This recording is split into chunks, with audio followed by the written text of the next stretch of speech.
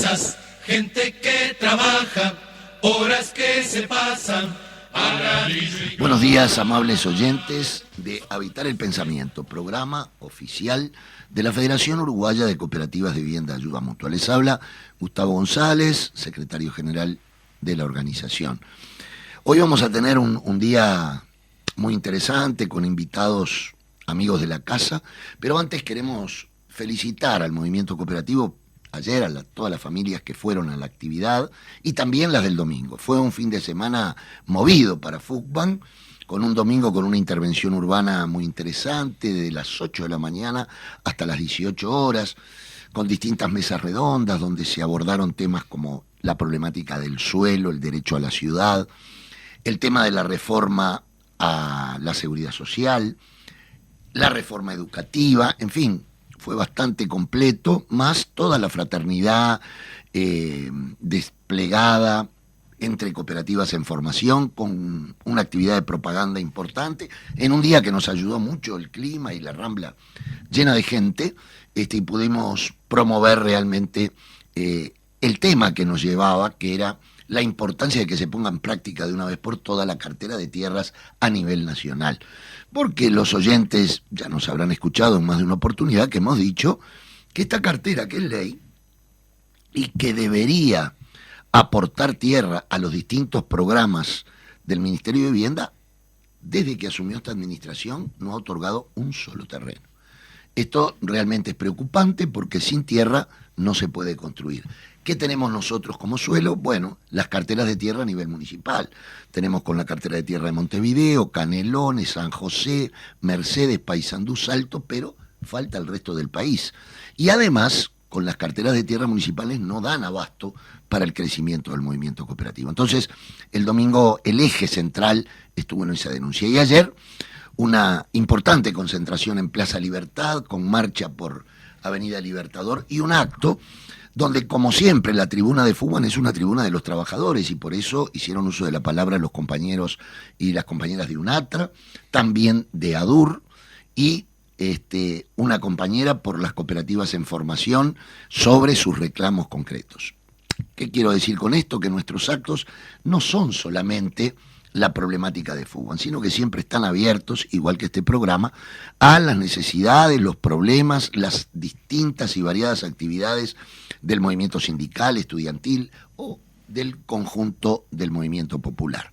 El país está complicado, porque yo recordaba que en campaña electoral, la mayoría triunfadora de la coalición de gobierno, uno de los ejes centrales era que había que resolver el problema de seguridad.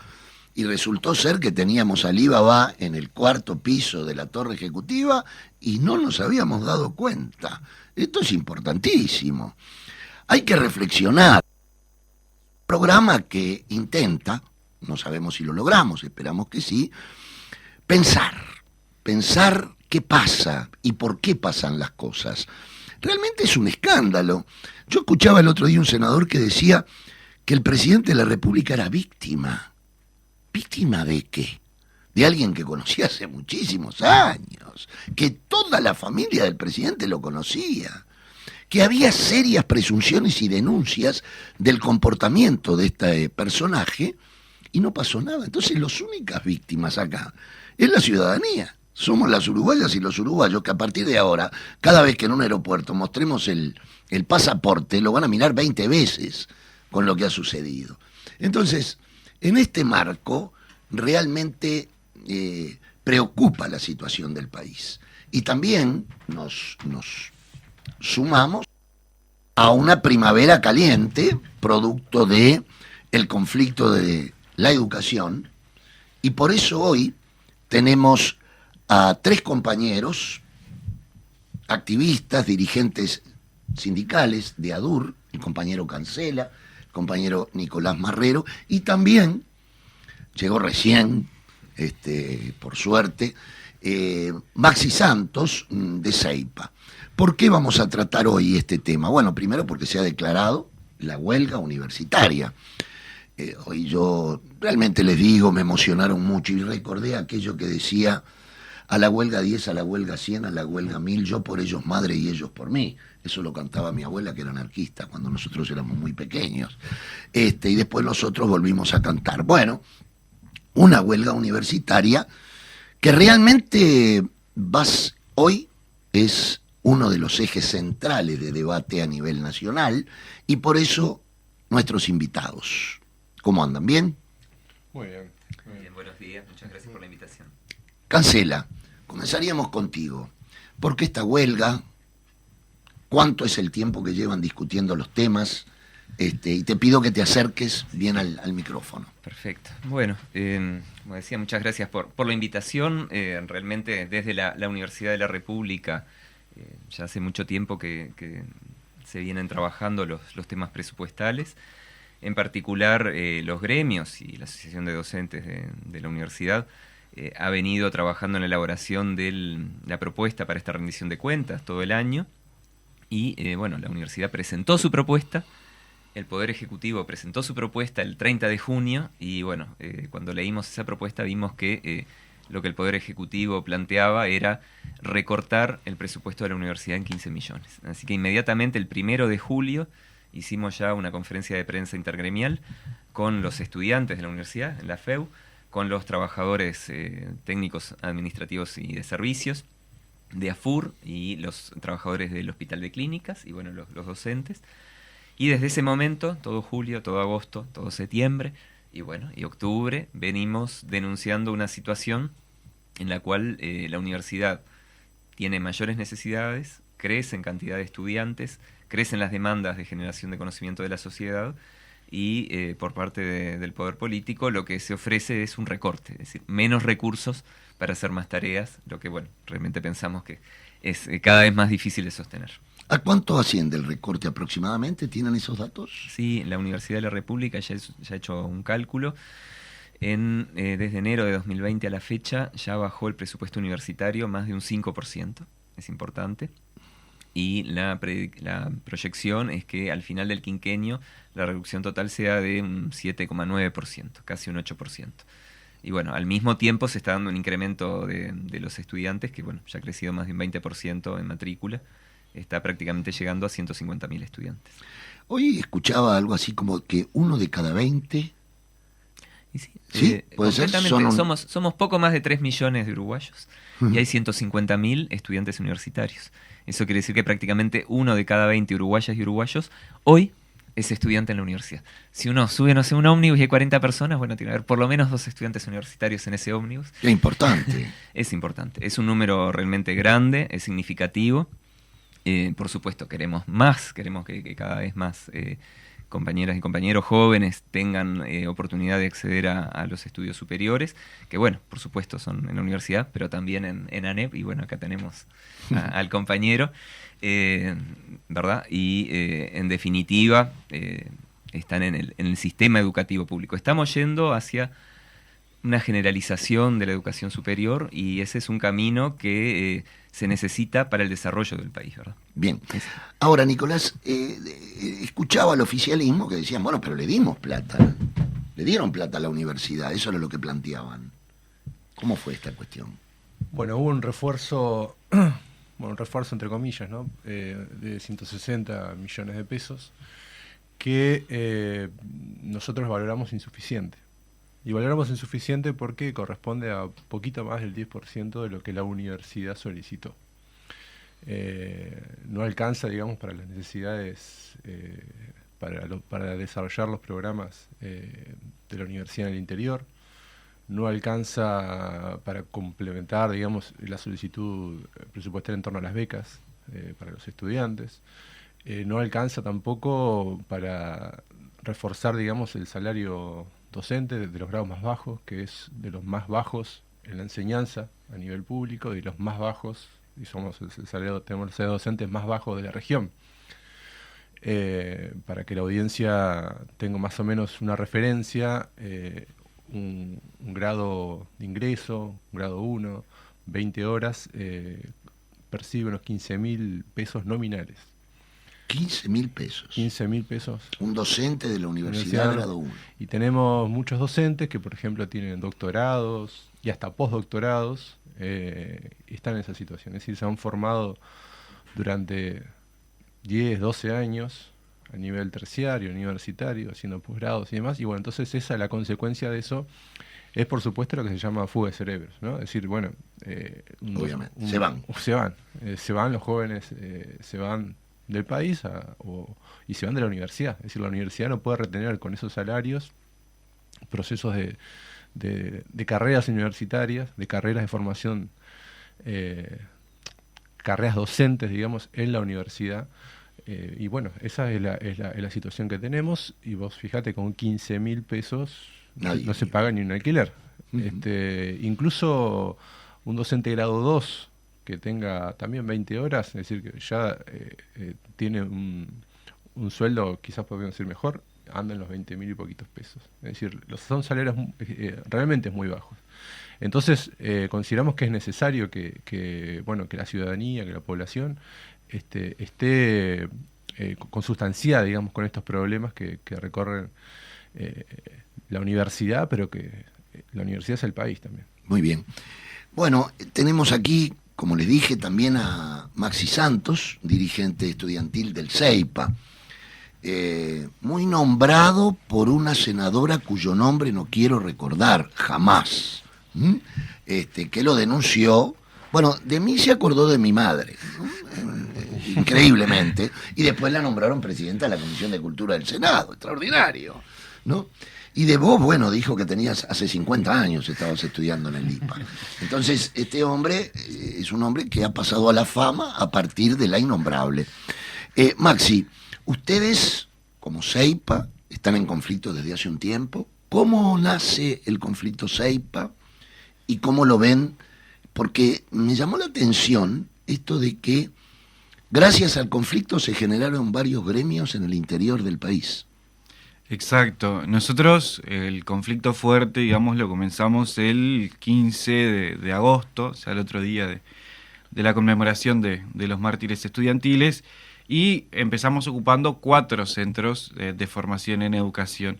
Y luego, un poco porque nosotros veníamos trabajando en la articulación de todos los estudiantes a lo largo y ancho del país de formación en educación, bueno, resulta que al otro día se sumaron otros más, al tercer día ya eran 11 centros, y al final, en esto que va de los 2 meses, se han movilizado entre docentes y estudiantes alrededor de 27 centros a lo largo y ancho del país.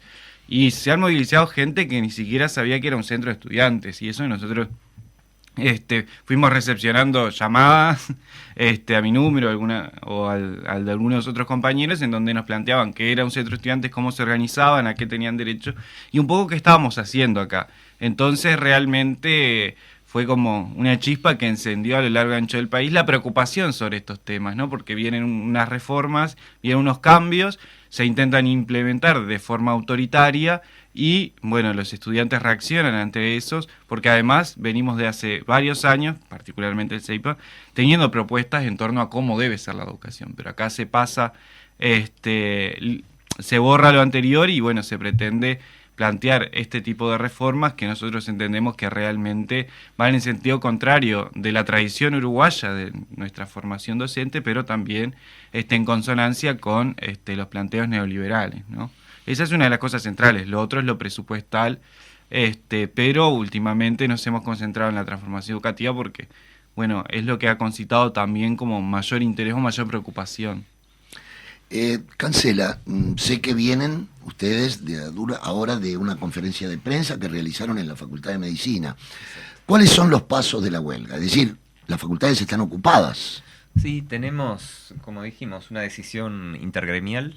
Todos los gremios de la universidad tomamos esta decisión en sincronía y estamos también organizando un conjunto de actividades desde los gremios de base, ¿verdad? Nosotros somos una federación, ADUR, AFUR, los funcionarios no docentes también lo son, la FEU también.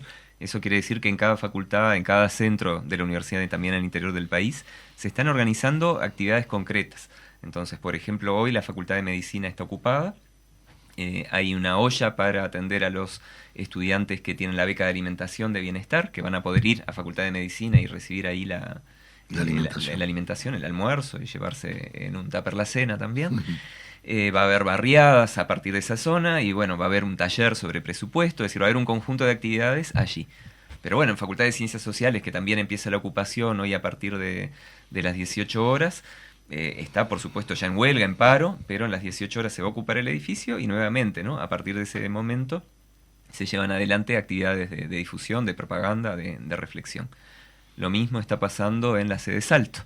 En la sede Salto del CENUR Litoral Norte, también a partir de hoy, se comienza una ocupación con un conjunto de actividades de difusión. En otras facultades, por ejemplo arquitectura, la facultad está cerrada por temas de seguridad. En otras facultades es una huelga pero sin ocupación. Por ejemplo, bueno, Eso me llamó la atención, porque lo leí, que la Facultad de Arquitectura cerraba por seguridad. ¿A qué se debe eso? ¿De quién fue la decisión? No, esa es una decisión institucional. En la medida que los edificios universitarios son complejos, las autoridades de un servicio, si entienden que no tienen suficiente personal para mantener la facultad abierta, pueden tomar una medida de cerrar. Eso no quiere decir que desde los gremios nos desmovilicemos, ¿verdad? Claro. Es decir, tanto los docentes, los estudiantes, demás de esa facultad, bueno, no podremos entrar a la facultad, pero estaremos participando justamente en estas otras actividades y apoyándonos mutuamente. Bien, tienen una movilización planteada para esta semana. ¿Qué carácter va a tener, Nicolás, esa movilización? Bueno, sí, el próximo jueves tenemos una movilización que no solamente es la intergremial universitaria, sino que es de toda la CESEU y los gremios estudiantiles, que saldrá a las 18 horas de la explanada de la universidad y se dirige al Parlamento. Bueno, es una huelga que está también en el marco de una movilización que está en el marco de la huelga universitaria, como ya hemos dicho, pero también de la huelga que han declarado los profesores de enseñanza secundaria, ADES, bueno, y los compañeros también del CEIP que están aquí. Entonces esperamos que sea una movilización potente, masiva, combativa, y bueno, podamos desplegar allí nuestros reclamos y bueno, pongamos sobre la mesa verdaderamente, digamos, el conflicto en el que está planteado y bueno, en el marco también de que se va a estar discutiendo en el Parlamento la rendición de cuentas. Veremos los resultados, pero bueno, vamos a trabajar para que sea una movilización muy grande. Muy bien. Maxi, si yo te preguntara uno o dos ejes centrales preocupantes de la reforma educativa, ¿cuáles nos dirías? Sí, capaz que primero, y creo que ha sido lo central en la movilización, tiene que ver con, particularmente en formación en educación, pero también en secundaria, en UTU y en primaria, tiene que ver con la forma en que se plantea esta reforma. Y ha sido el central cuestionamiento. En formación en educación, por ejemplo, un día el presidente del Consejo va y dice, en 11 semanas esto tiene que estar listo, tiene que estar vendido y hecho, y le vamos a dar 3 jornadas para que ustedes vean qué hacen. Y bueno, hoy ya está terminada esas 11 semanas y para el año que viene ya estaría listo todo. Y en ese sentido nosotros entendíamos que primero parte de una base que tiene que ver con un documento plagiado que responde a todo esto, ¿no? De poder apurar estas cuestiones y terminan planteándose estas cosas, por ejemplo, y empezamos con ese documento y hasta el final, o sea, hasta los últimos días de septiembre, que era esto, mantuvimos el mismo documento y estuvimos discutiendo en ese marco, ¿no? Y nosotros rechazamos, algunos estudiantes participaron y otros no, depende del centro, pero a nivel general, estas jornadas institucionales que pretenden legitimar al Consejo, y a su vez cuando participamos de alguna jornada institucional o algunos estudiantes, la mayoría los cuestionó. Entonces ese es el punto central o uno de los puntos centrales, por eso nosotros pedimos discutirla el año que viene, y después que se aplique en 2024, por ejemplo.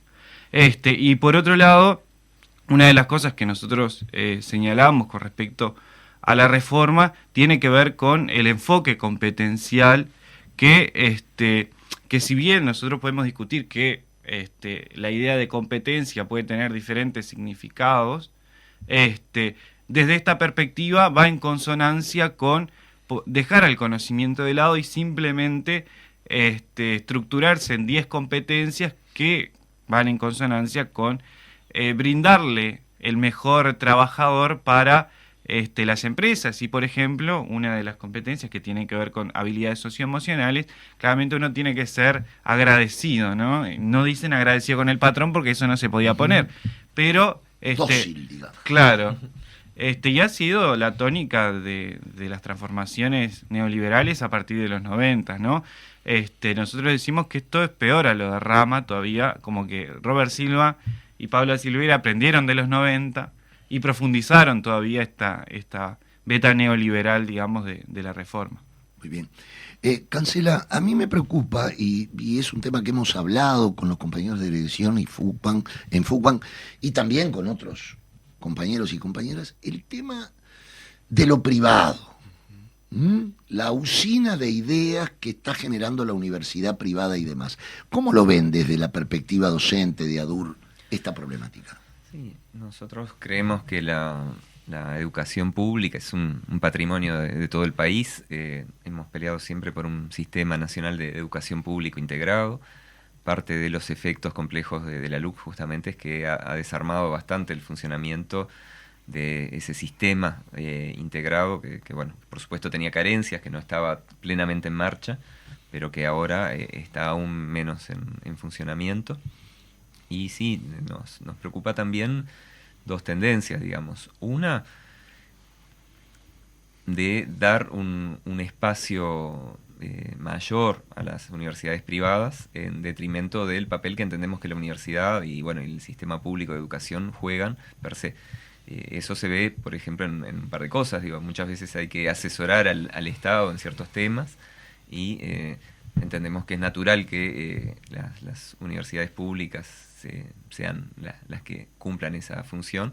Sin embargo, muchas veces lo que se plantean son licitaciones, competencias. Por supuesto, tenemos los medios, nos presentamos y en general tenemos los equipos más competentes, pero entendemos que es natural que el Estado se apoye en el Estado. Claro. Y que cuando hay una necesidad, digamos, se cubra desde los recursos que tenemos como país, digamos, y no sin una necesidad de hacer un recurso a lo privado. Pero bueno, también se ve, por ejemplo, y esto también el compañero lo tiene muy claro, en lo que es la propuesta que se generó y se plasmó en la LUC respecto al carácter universitario de los títulos de formación en educación, que en lugar de generar una universidad de la educación y generar un verdadero ámbito universitario público, lo que se ha hecho es, por un lado, un proceso simplemente de un estampillado, ahí un sellito de calidad que da el Instituto Nacional de Evaluación en Educación, que no tiene competencias para eso, porque se supone que es un instituto que lo que tiene que hacer es evaluar las instituciones, no evaluar a las personas.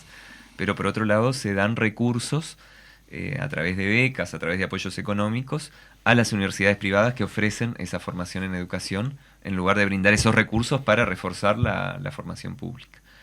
Y después, bueno, otra línea que también nos preocupa. O sea que esas becas las da el Estado a los privados. Exactamente. Para que compitan con el Estado. Exactamente. Extraordinario. Eso fue a través de la Ley de Urgente Consideración el año pasado, que crea un programa de fortalecimiento para la formación universitaria docente, y ahí indiscriminadamente se le da a las personas, digamos, pero podrían funcionar, y era una de las cosas que denunciamos, como tipo voucher, al fin de cuentas, ¿no? Sí, claro. Sí. He escuchado eso de los vouchers. Exactamente. Y bueno, y hay otro elemento que tiene que ver con instalar una lógica de funcionamiento privado, gerencialista, dentro de la educación pública, y eso también nos preocupa y lo estamos viendo con esta propuesta de cambiar la ley de la UTEC, la Universidad Tecnológica, de eliminar el cogobierno, que nunca se llegó a instalar en la UTEC, y de instalar en cambio una estructura piramidal donde el Poder Ejecutivo elige un rector, elige los consejeros, y de ahí hacia abajo deriva toda la gobernanza de la institución. En lugar de ser lo que debe ser en todas las instituciones universitarias, una gobernanza que implique a los actores, que implique a los estudiantes, que implique a los docentes, que implique a todos los que participan, pasa a ser una estructura realmente de tipo gerencial y además vinculada a los ciclos electorales, cosa que es muy inconveniente para una institución educativa.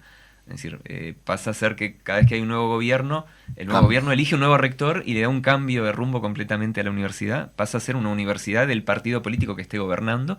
Y eso es absurdo. Las universidades tienen que estar al servicio del país y tienen que tener planes de investigación y desarrollo que están al servicio nacional y de toda la sociedad y que no están atados a un partido político o a un gobierno en particular. Nicolás, cuando la pandemia, como uruguayos vivimos, bueno, toda la situación que hemos vivido desde el punto de vista sanitario, y se recurrió y se hizo una gran propaganda al famoso GACH, ¿no? Bueno, y que obviamente eran universitarios quienes lo componían. ¿Cómo entienden ustedes esta contradicción de que cuando tengo que aportar para que haya más investigación universitaria, para que avance el conocimiento, viene un recorte y sin embargo el propio oficialismo le sacaba cartel a aquel trabajo desarrollado? Sí, exactamente. Bueno, es una contradicción que no pueden resolver, digamos, o sea, que no pueden justificar. O sea, resolverlo pueden resolver dando más presupuesto a la universidad, Claro. parando la reforma. Pero es así, es decir, el papel de la universidad, el papel de la ciencia, el papel de la cultura, de la educación en la pandemia fue fundamental. No solamente por el GACH, es decir, Claro. el GACH fue un elemento muy visible en el cual el gobierno Sacó cartel. se sacó cartel y demás. La propia universidad generó procesos de investigación destinados específicamente a atender cuestiones vinculadas a la pandemia. Se desarrolló y se presupuestó, digamos, y se solicitó la necesidad de crear, digamos, instituciones vinculadas a la investigación para pensar estos problemas más de forma más estructural, ¿no? Y que haya un presupuesto vinculado a eso.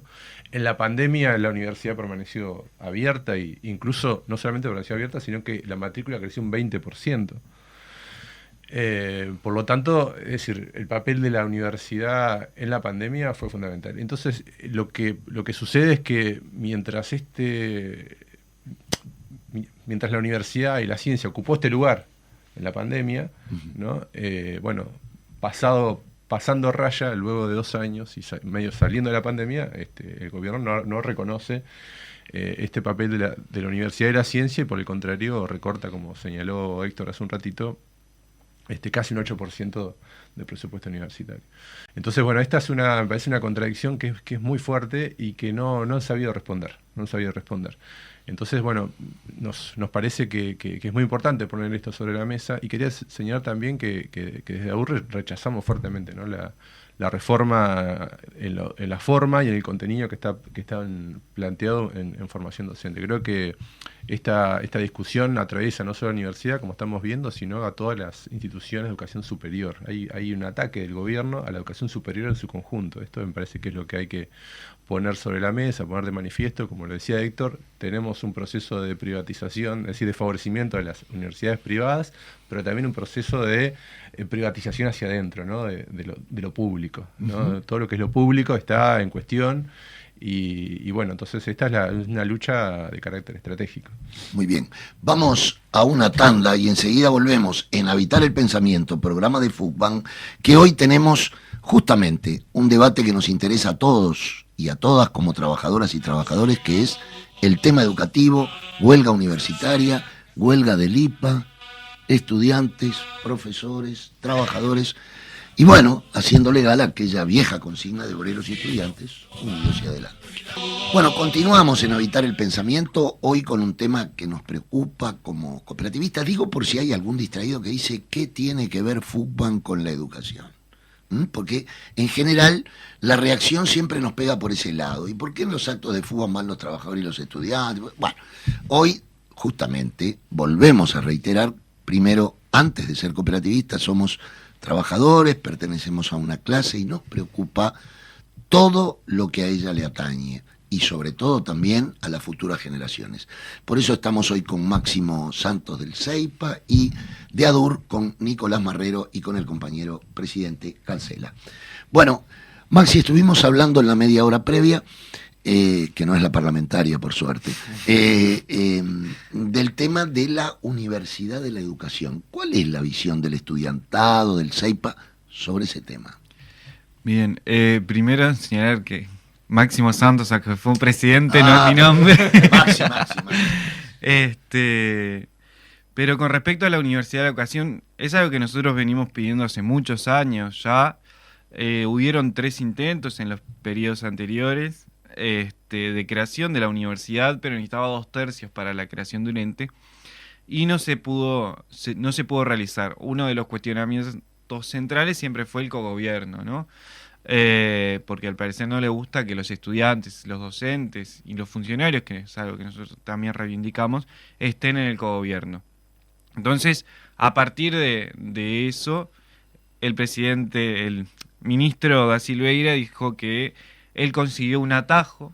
Este atajo se llama el reconocimiento voluntario para estos títulos universitarios, que en realidad lo que nosotros fuimos señalando el año pasado y es que ese reconocimiento voluntario para la titulación universitaria en realidad es para acreditar determinados conocimientos que ni siquiera podemos decir que constituyen todo lo aprendido, todo lo aprender durante los 4 o 5 o los años de carreras que sean, sino que son cuestiones puntuales sobre matemáticas, sobre lenguas, sobre tecnologías, y cuando acá los compañeros de la universidad sabrán más que yo, pero cuando uno va a una carrera universitaria, por lo general tiene un lugar donde pone en juego sus conocimientos que ha desarrollado a lo largo de la carrera y le otorga a la Universidad de la República, en este caso, un nuevo conocimiento, ¿no? Por lo general es una tesis o algo similar. En este caso es una acreditación, ¿no? Los compañeros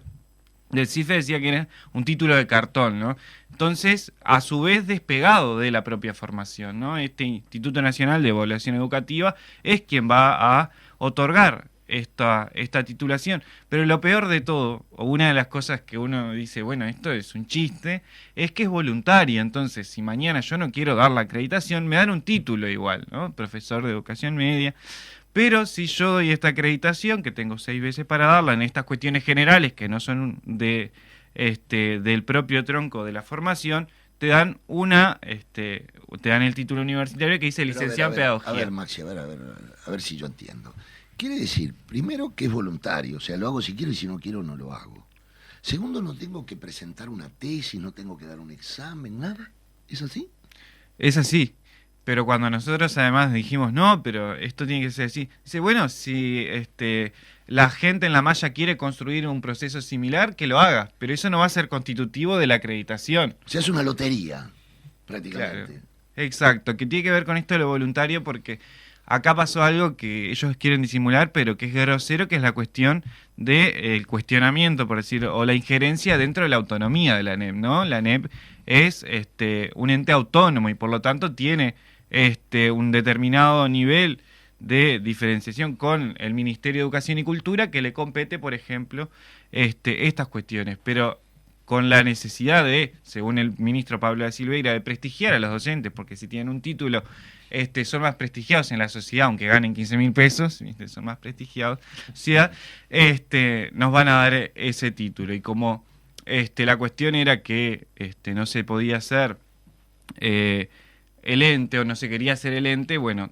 te damos esta otra solución que al parecer es mejor, pero creo que al fin de cuentas, a la lectura de esto no priorizan la formación, que es lo que nosotros venimos señalando, y la institucionalidad universitaria con todo lo que ello conlleva, y que eso después, como nosotros somos docentes de primaria, secundaria, UTU y otros lugares, eso se va a vertir a toda la sociedad, porque nosotros vamos a ir a trabajar en esos lugares, pero no se decide un ámbito autoritario, títulos de cartón y bueno, menos presupuesto, ¿no? A su vez, ¿no? Para completar. Muy bien. Bueno, hablamos ya de los bajos salarios de los docentes, de los motivos de la huelga y demás, pero yo siempre tengo una preocupación, que es que el oyente entienda lo mejor posible lo que estamos colocando. Y mi preocupación estriba en que en general hay un respeto a la universidad en nuestro pueblo, eso es innegable. Hay un respeto positivo, que es reconocer que ahí está parte del conocimiento, gran parte del conocimiento de nuestro país, pero también hay un reconocimiento un poco, ahí no me meto, esto es, ahí están los cráneos, y van los estudiantes que pueden llegar a la universidad, que por suerte, hoy ustedes decían, hay mucho más número de estudiantes en los últimos 15 o 20 años, se ha sumado mucho la matrícula. Pero entonces, Cancela, yo te preguntaría a ti, además de docente como investigador de la universidad, ¿qué investiga la universidad? Yo quiero que la gente sepa, a ver, ¿qué puede investigar un docente? Bien, bueno, muchas gracias por una pregunta que me parece que es muy pertinente. Un comentario previo: no solo ha crecido la cantidad de estudiantes, sino que ha crecido la cantidad de estudiantes que son primera generación de universitarias, universitarios en su familia. Muy importante. Eso me parece que es muy, muy significativo. Se está democratizando lentamente, es un proceso que estamos todavía lejos, pero realmente cada vez más hay más posibilidades. Tiene que ver con, sin dudas, la inserción de la universidad en el interior, que ha ayudado muchísimo. Claro. Pero también en Montevideo ese proceso se está dando. Y bueno, realmente es lo que apuntamos, ¿verdad? No una universidad de los privilegiados, sino una universidad popular, una universidad para todas y todos en el Uruguay. Y bueno, vuelvo a lo tuyo. Una universidad, ¿qué construye una universidad? Y bueno, una universidad es un órgano de conocimiento en una sociedad. ¿Qué quiere decir eso? Quiere decir que la universidad tiene que estar al tanto y generar el conocimiento de última generación, lo que llamamos el estado del arte, en cualquier tema, para que, bueno, para formar a los profesionales primero que nada, ¿no? Yo Claro. justo soy del área de la computación, de la ingeniería, entonces, bueno, si queremos tener una ingeniera civil, queremos que sepa las mejores técnicas constructivas que existan en todo el planeta, y queremos incluso que sea capaz de generar nuevas técnicas que sean adecuadas para Uruguay. Claro. Entonces, esto implica no solo dar clase directamente, porque entonces uno solo replica el conocimiento que ya existe, sino que implica investigar. Investigar quiere decir esto, quiere decir estar al tanto del conocimiento que se va generando y ayudar a aportar un conocimiento nuevo. Por ejemplo, en el mismo ámbito, ¿no? Hay muchos tipos de hormigones y ahora se está trabajando con una idea de hormigones porosos para que, por ejemplo, cuando llueve y hay un pavimento hecho con ese hormigón, no se acumule el agua, sino que esa agua baje al suelo y contribuya a las napas subterráneas, disminuya el problema del escurrimiento del agua en la ciudad y mejore lo que es el tema también ecológico. Y bueno, y acá en la universidad hay un equipo de docentes, hombres y mujeres, que trabajan en ver formulaciones de hormigones porosos, a ver cuáles son las más adecuadas, las que se pueden hacer con los mejores materiales que hay en Uruguay, qué características tienen, que sean durables, que sean buenos. Es un ejemplo chiquito, pero bien específico. No, es muy claro y nos permite no solo replicar, sino avanzar en nuevos conocimientos. Yo les contaba en el intervalo de que tuvimos una alegría bárbara en Fugan hace poco. Nosotros habíamos perdido en la época de las diapositivas, ¿se acuerdan? Perdimos todas las diapositivas de la lucha contra la dictadura. Un dolor en el alma, y hace 5 meses, no más, nos llamaron de la Facultad de Comunicaciones y fue muy cómico porque una chica me dijo: mire, yo lo vi a usted y creo que más joven está usted en una cantidad de diapositivas. Sí, no, fue muy cómico.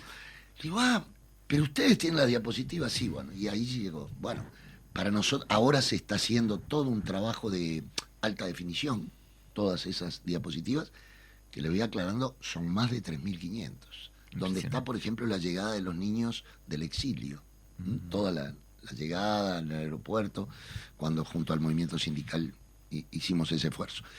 Y eso fue producto, y ahora está siendo producto de una investigación. Exacto. Pero además, Nicolás, la universidad también tiene eso que le llaman extensión. ¿De qué se trata? Bueno, por una parte, esto que señalaba Héctor, es decir, también todo ese conocimiento, digamos, que produce la universidad, lograr conectarlo, digamos, con las necesidades de la sociedad. Es decir, poner en juego lo que la sociedad necesita. Y en el caso de extensión, la universidad tiene un fuerte compromiso y labura fuertemente en los barrios, con las organizaciones populares. Fugan da cuenta de ello también, sí, claro, ¿no? De un trabajo bastante importante con la universidad. Ahora que hablabas de la reconstrucción histórica, hay en la Facultad de Humanidades, por ejemplo, tiene toda una línea de reconstrucción histórica de las organizaciones sindicales, sociales y demás. Tenemos trabajos a nivel territorial, ¿no? La extensión se ha desarrollado mucho en el territorial, un centro histórico, la extensión en el cerro, el Apex. El Apex, ¿no? famoso, sí. Que trabajan, digamos, con una multitud, es decir, la cuestión de lograr integrar el conocimiento universitario, es decir, la interdisciplinaridad, ¿no? De salud, psicología, es decir, todo lo que la universidad produce, lograr, digamos, volcarlo, intercambiar y producir en conjunto con las organizaciones sociales, con las organizaciones barriales, y en general con la sociedad y especialmente en aquellos sectores más postergados, ¿no? Entonces creo que esa es una tarea universitaria fundamental, que bueno, yo por ejemplo trabajo en el Servicio Central de Extensión, ¿no? Un área que se llama Sector Productivo y Organizaciones Sociales, y allí trabajamos, como para dar un ejemplo, con organizaciones sindicales, y así hacemos tareas de investigación vinculadas a distintos temas que aparecen ahí, procesos de investigación vinculados a los procesos de trabajo y cómo dotar de nuevos conocimientos en conjunto con los trabajadores y las trabajadoras, con aquellos sindicatos más precarizados también, ¿no? Es decir, cómo lograr mejorar las capacidades de reflexión y de acción de las organizaciones. Entonces, en todo eso también la universidad, hay muchas otras cosas, ¿no? En la Facultad de Derecho tienen consultorios jurídicos sobre derecho laboral, ¿no? Sí, que entonces, cuando uno no tiene un mango y tiene que ser defendido ahí. Va para ahí, es decir, odontología, clínica, es decir, tenemos un proceso, digamos, una capacidad, me parece, bastante importante de incidencia en la sociedad, y donde la sociedad se apoya en la universidad para poder desplegar el potencial, digamos, de conocimiento que puede ofrecer, ¿no? Y ni hablar del hospital de clínicas, por ejemplo, ¿no? Sí. Depende directamente de la universidad. Sí. Que en un tiempo era el hospital de América Latina, ¿no? Donde venían estudiantes de todo el continente. Entonces, queda claro de que la universidad no es solamente dar cursos, es mucho más, y por eso debemos defenderla. Maxi, desde el CEIPA, ¿cuál es la perspectiva que le ven a la huelga? Digamos, ¿cuáles son los temas centrales que hay que organizar ahora para que la huelga triunfe?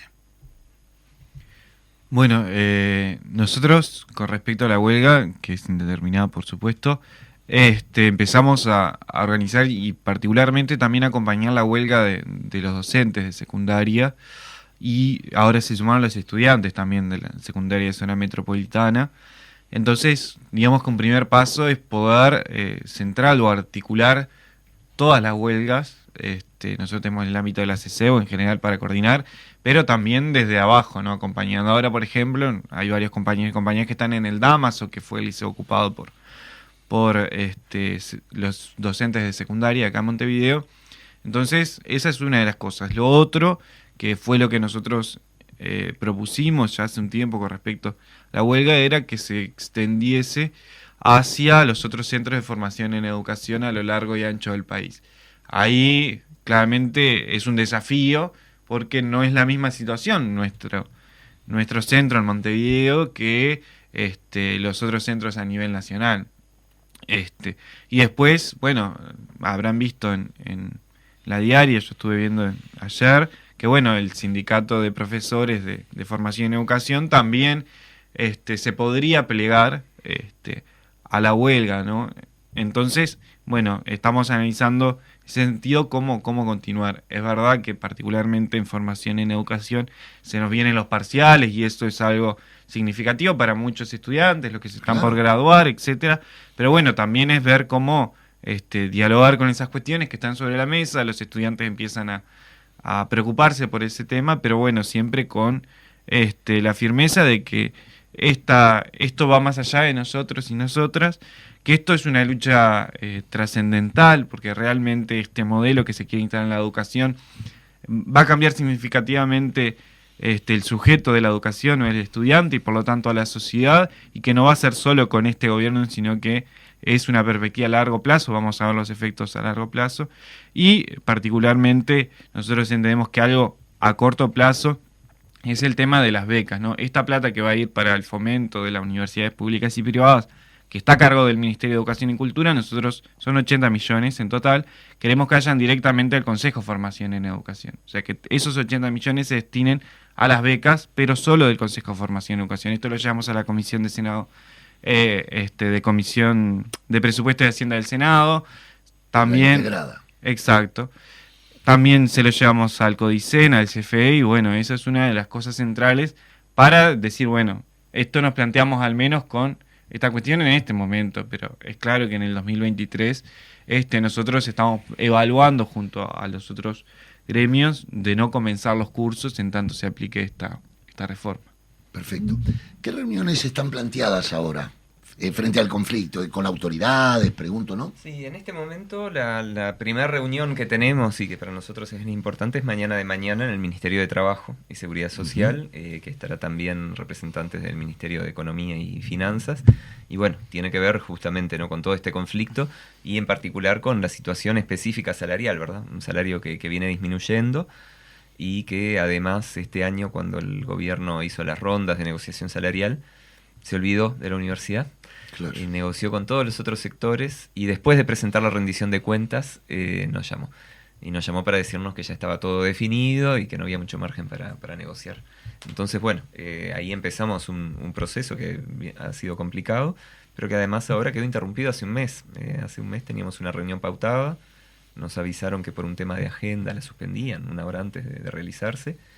Y bueno, en un mes no hubo otra oportunidad, aparentemente, para reagendarla, a pesar de que se pidió incluso desde la universidad institucionalmente que se agendara. Ahora está efectivamente convocada para mañana de mañana y bueno, es un hito importante para nosotros. Me imagino, Nicolás, que la conducción de la huelga no es algo fácil, más cuando hay tantos, ¿no? Porque están los funcionarios de la universidad, están los estudiantes de la FEU, están los de formación docente, ustedes, los docentes, ¿cómo es la estructura? ¿Cómo lo están viendo esa coordinación? Bueno, por supuesto que hay una necesidad ahí de coordinación y de unificación de los procesos de huelga y de lucha al interior de la universidad y hacia afuera de la universidad, es decir, con el resto de la educación y con el resto del movimiento popular. En el caso de la universidad, los procesos de decisión, digamos, de la conducción de la huelga, nosotros nos hemos parado fuertemente en que sea una huelga de intergremial universitaria, ¿no? Es decir, hemos trabajado fuertemente para que sea una huelga articulada, en primer lugar, con la Federación de Estudiantes, con los funcionarios, con la FUR, y también con los trabajadores de hospitales de clínicas. Es decir, que sea una huelga de toda la participación de toda la comunidad universitaria.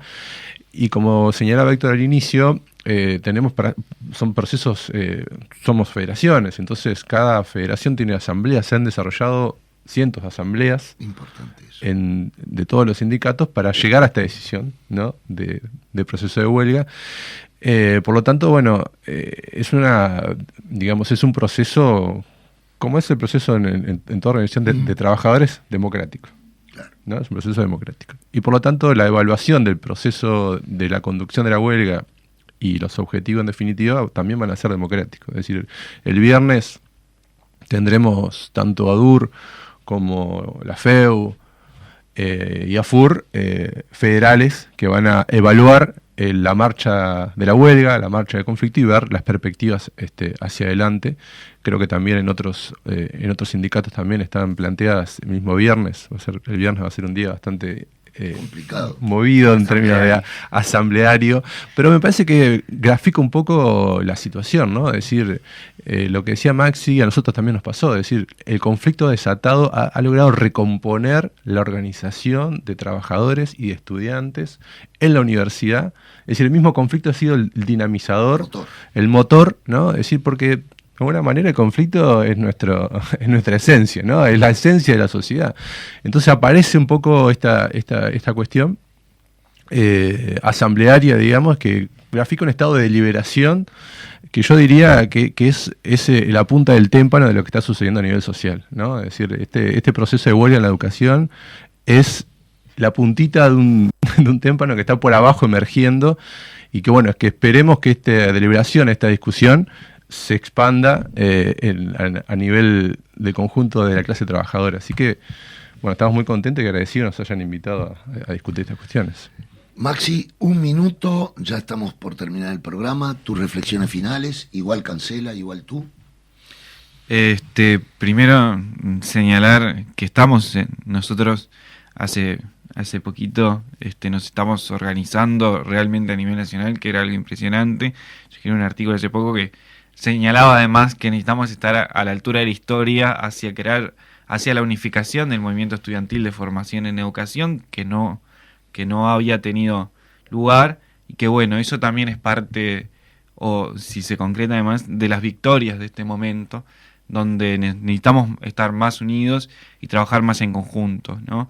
En los 90, por ejemplo, estaban peleados los del SER porque era creación de rama y Montevideo. Entonces, hoy estamos la mayoría de los centros, casi todos los centros, en contacto, en conjunto y yendo hacia o intentando ir hacia ese proceso. Entonces, me parece que más allá de todo esto que viene sucediendo, hay victorias, digamos, de organización que hay que tener en cuenta sobre la mesa para evaluar el momento y ver también las estrategias y los movimientos hacia adelante. Pero por el momento, más allá de las idas y vueltas, bueno, es momento de lucha y no hay que esperar hasta en el año que viene, el siguiente, sino, bueno, está la carne en el asador, digamos. Muy bien. Marcela.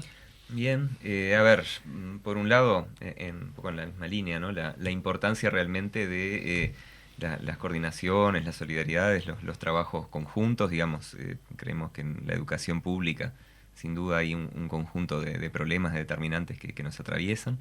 Las coordinaciones incluso que también llevamos con el PIT-CNT, bueno, en definitiva la unidad de los movimientos de los estudiantes y de las y los trabajadores, nos parece que es esencial.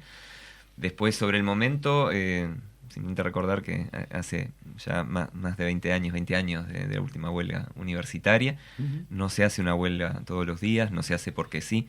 Es una medida que tomamos realmente con responsabilidad, con preocupación y que entendemos es un mensaje fuerte hacia toda la sociedad, hacia todo el país y esperamos que se atienda. Y bueno, por supuesto la valoración que en definitiva por lo que estamos luchando es por el futuro justamente de todo el país y sobre todo de las y los jóvenes. Nicolás. Sí, bueno, iba a recalcar algo parecido, decir que ahí estamos tomando conciencia histórica, ¿no? Creo que estábamos sacando los números desde el 94 que ADUR no toma como ADUR una posición de huelga, es decir, que hay un proceso histórico muy interesante.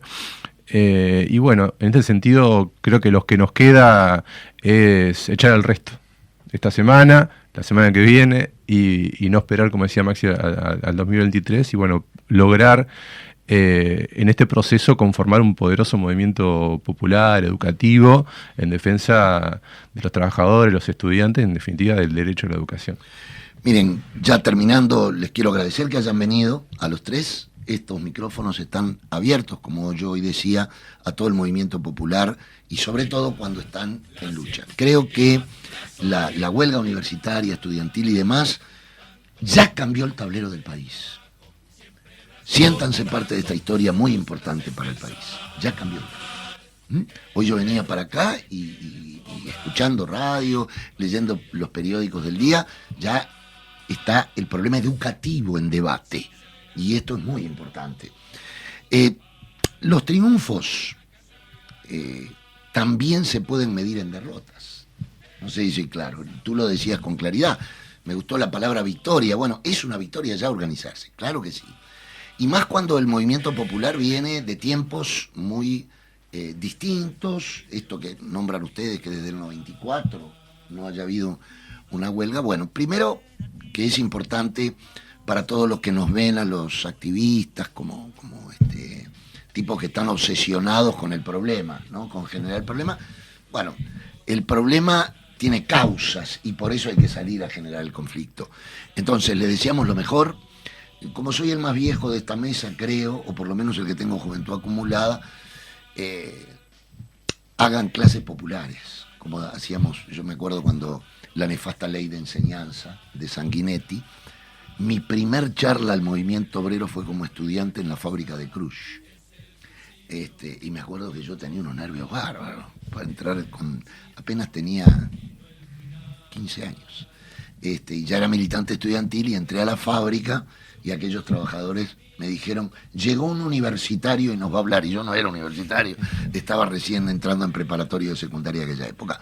Pero bueno, las clases populares eran fundamentales, es fundamental que se abra esta huelga al movimiento popular. Los salones comunales de nuestras cooperativas están a la orden, pueden coordinar con FUBAN. Y bueno, nos retiramos hoy hasta el martes que viene en un programa que tiene por título Habitar el Pensamiento. Y hoy, no tengo dudas, lo llenamos de contenido.